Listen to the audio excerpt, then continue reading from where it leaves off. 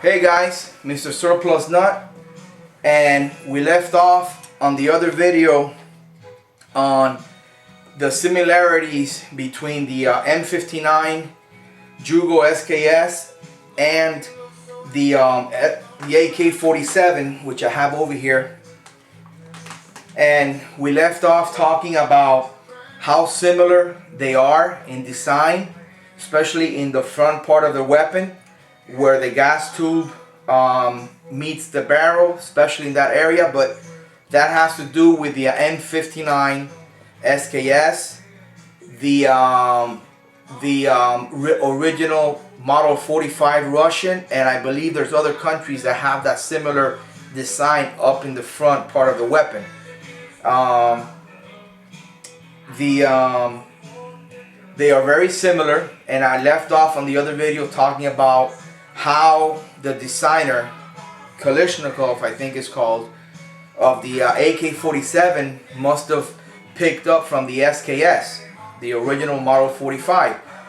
We all know, and if you guys don't, now you can learn, the SKS Model 45 was the predecessor of the AK-47, meaning that the SKS, after the m-59 was taken off of service, it was replaced with the semi-automatic rifle Model 45, which is the semi-automatic SKS.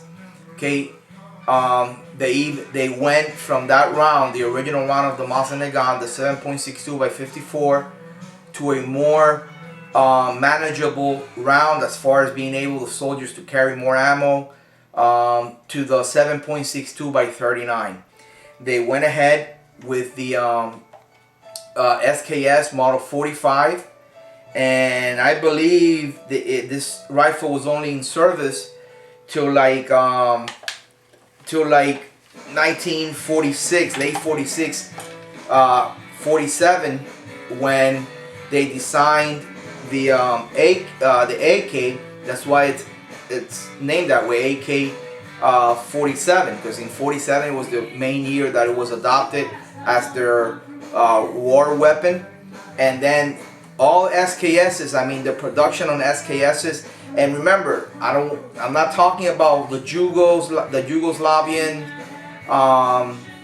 different countries that did copy that design. I'm talking about the original Model 45 SKS, the Russian one, which is a carbon copy, or this one, the M-59 Jugo, is a carbon copy of that one. So looking at this weapon is actually like looking at a Model 45.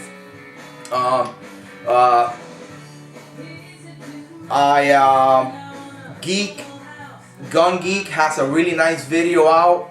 I think he owns a Model 45 SKS, really nice video. I'm one of his subscribers. I subscribe to his channel. I like his video. The guy knows what he's talking about. Very informative video on a lot of different stuff.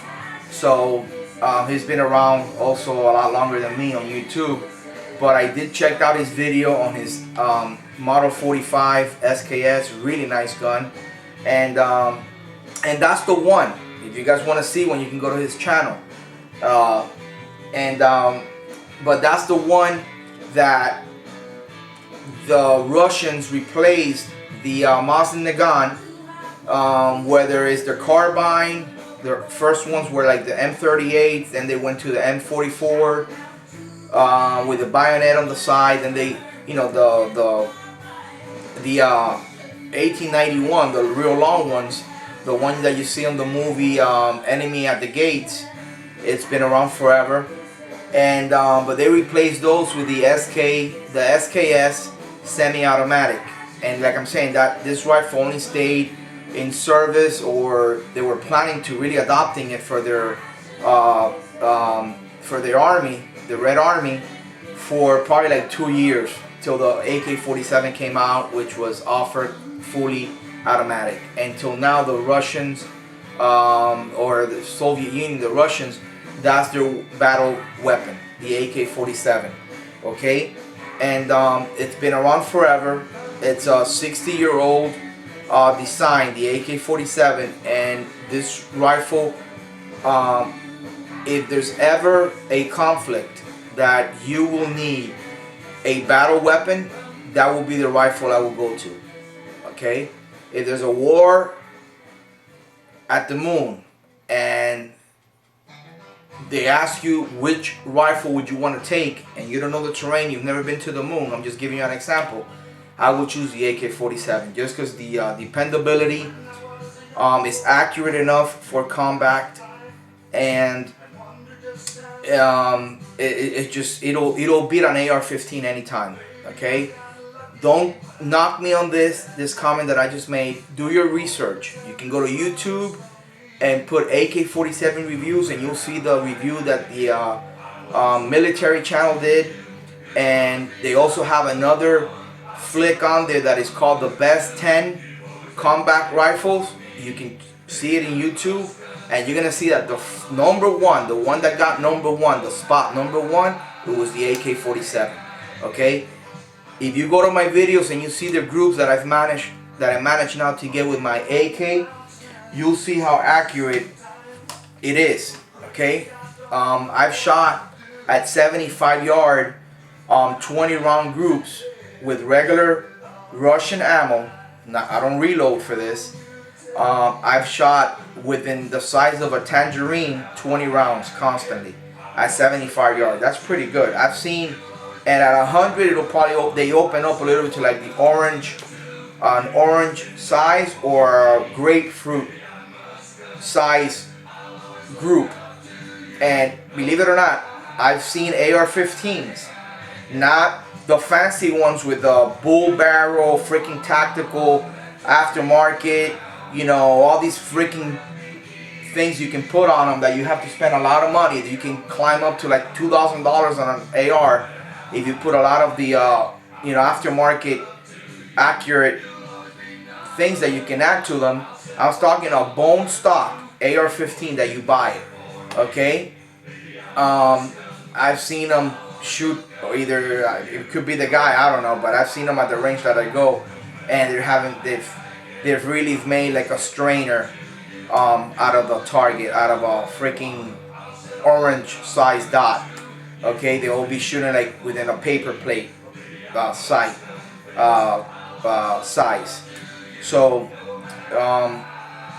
like I'm saying, these things are freaking extremely durable, dependable. They've been around for the amount of years that these AKs have been around. You just can't beat it. Okay, Warsaw 10, like I've said in other videos of mine, don't spend the money, especially the way the economy is.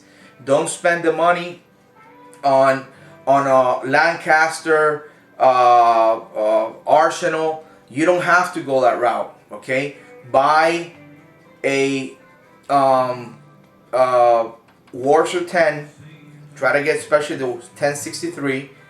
And as a matter of fact, this model is a 1965.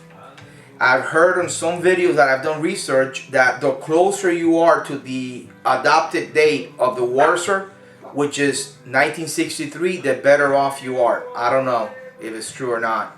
I know they got adopted in 1963. That's why they're called Warsaw 1063.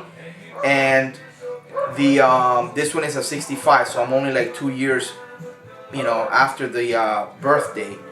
But I heard that they're coming out with a lot, that they're making them a lot better over there in Romania. They're trying to do away, they're paying a little bit more attention on their assembly lines, where the canted front sight, canted gas tubes, trigger slap, bolt catching up, all that stuff, they're doing away with that. And a lot of the AKs that are coming out from Century, they are a lot better. Okay, I did a question on one of my reviews that if anybody had an AK that the year make, like the year that was made, like this one says 1965, if you have one that it says 2000 something, about 1998, that was built really few years back, let me know. And I did have a guy, thank you. I did have a guy leave me a comment where his model, like the birthday of his AK, a Romanian Warsaw 10 63, it said 2003. So that's nice, man. You know, 2003, 2007, 2008, maybe even 1997. Not so far back, and maybe you might end up with one that don't have the canted front side, that have those issues. But remember, check out my videos, subscribe to my channels. I have all the fix-ups that most commonly you will encounter if you buy any Romanian. You can fix it, okay? Obviously, when you go purchase one, look for those problems. Canted front side, especially one of the main things, man, is try to look for your canted gas tubes, you know, and your bolt, cycle the weapon, the trigger slap deal, that's really over and done with, because everything that Century Arms is putting out, it's got the Tapco G2 trigger. They're using that to comply with you know, how many parts they gotta have, American made parts, into these rifles to be able to sell them. So that's over and done with. Go ahead and you know, check all these things out. Canted front sight, your canted gas tubes, magazine wobble, okay? Even though once you go with a Tapco polymer mag, you're gonna do a lot, you're gonna do away with that. And your bolt, you know, check all those things out. Pull the bolt out, see if there's any mars or scrapes on the actual, not the piston in the front, more or less like the thicker part where that little piston rod screws into your bolt carrier and your actual piston. And you know, there's a lot of things that you can check for before you buy a Romanian. And if you know what you're doing, what you're looking for, you're gonna probably end up with a decent gun. So I just wanted to let you guys know what to look for, how similar they are. The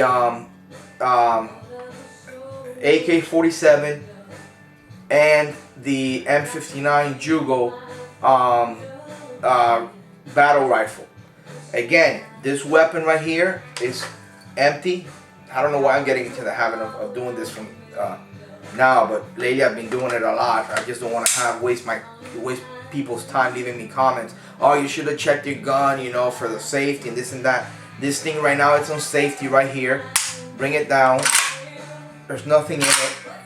Again, after all the rework that I did on this weapon, it's a dream. Nothing hangs up on it. Okay, it works like a dream. And like I'm saying, I will put this AK next to any Arsenal, Lancaster, and I think all I spent for when I bought it was like $5.49, I think, or four something. I think it was. I think it was like $4.49. I can't remember now. But again, I will catch you guys in a little bit, and we can continue with this. I hope you guys are enjoying it like I am.